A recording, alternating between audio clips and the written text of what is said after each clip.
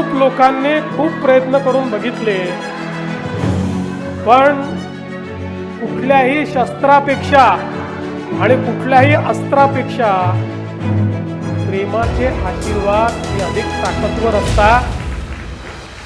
आणि म्हणूनच आज आपल्या सगळ्यांच्या आशीर्वादाने पुन्हा एकदा महाराष्ट्रामध्ये आपली सेवा करण्याकरता मुख्यमंत्री पदाची जागा मला मिळाली.